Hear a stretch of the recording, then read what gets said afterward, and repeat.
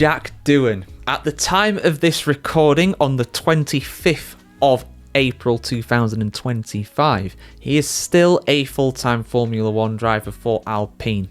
How long will that last for? That is always the big question when it comes to Jack Doohan in Formula 1. Well, I'll give my thoughts on him so far in 2025 and whether he is likely to make another appearance in a couple weeks' time in Miami for Alpine. And I'm not just talking about a test driver, I'm talking about as the actual second driver at the team.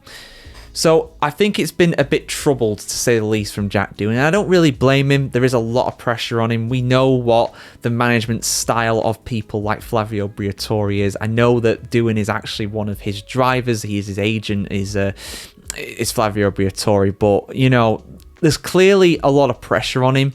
Whether that is his own doing, whether that's his own mistakes and stuff, I'm not going to get into that. But the fact is, he's clearly showing a lot of pressure on his shoulders. And this has really culminated in rookie errors. You have to say that whether it's the team, whether it's him that's made this mistake, the one in Japan for me was a bad one. Obviously, was the FP, I think it was free practice 2, wasn't in Suzuka. I know it was a practice session. Leaving his DRS flap wide open going through turn 1. I don't know whether the team really should take, I think the team should take some blame for it, but he still did it.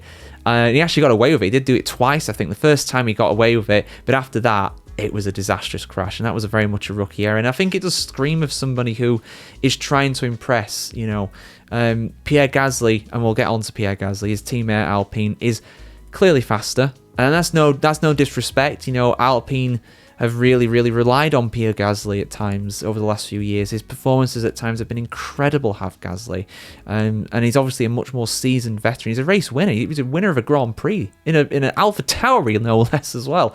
He's clearly a capable driver. So for Doohan to come in, there is a lot of pressure on him from that. But let me just go through these guys. So the second thing for me, and this is honestly, as bad as the Japan one was and spectacular as it was, that's not his biggest mistake. His biggest mistakes for me were the ones in China.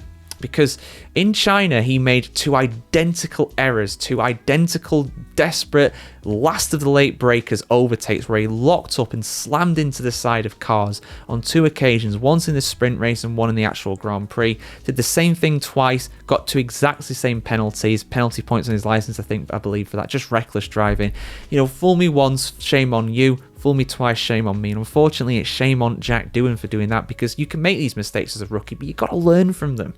He didn't learn. He did the same thing literally a day after, so not good. That's not good.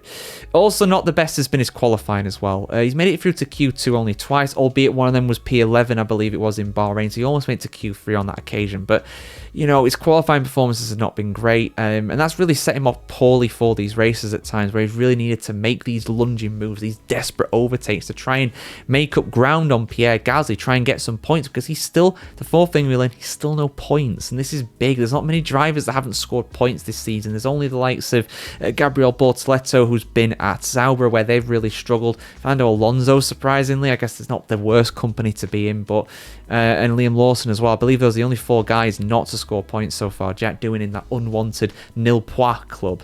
And the final thing is he going to be replaced? Is he going to go? Because for me, honestly, if we just look at his performances overall, Jack Doohan, he's not performed good enough. Does that mean that he needs to be axed and replaced by Franco Colapinto? No, I don't think it does mean that. It's too early. He's 6th Grand Prix, and if you include the one from last season, into his Alpine career. He needs some more time. He needs for me, unless you are, a Yuji Ide or, a Pastor Maldonado, that's a whole can of worms in itself. But unless you're causing big crashes on a regular basis, unless you're being a danger to other Formula 1 drivers, for me, you should get a full season. You should get a full season, and that allows you time to mature and show improvement. 5 races, 6 races if you include last year, is not a big enough sample size for me. That's why I was against, at the time, Lawson being replaced by Tsunoda, although that does look probably like the correct decision right now, given that Tsunoda's scored points and Lawson hasn't.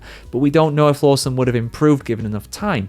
And the same can be said for Jack Doohan as well. So for me, if I was the manager of Alpine, no, I would not replace him. But given the money they've invested in Franco Colapinto, given all the noise that's coming out of the Alpine camp, it would not surprise me at all if he is replaced for this next Grand Prix in Miami. So that being said though, I'm recording this almost a week after Saudi Arabia and we've not heard anything yet. Maybe by the time this goes out we will have heard something from Alpine, but as things stand, Doohan will compete in the Miami Grand Prix for Alpine Formula 1 team. We'll see if that is the case in a week's time. Your thoughts in the comments below on Jack Doohan overall, guys. For me, I must admit I'm disappointed a bit. I'll give him a 4 out of 10.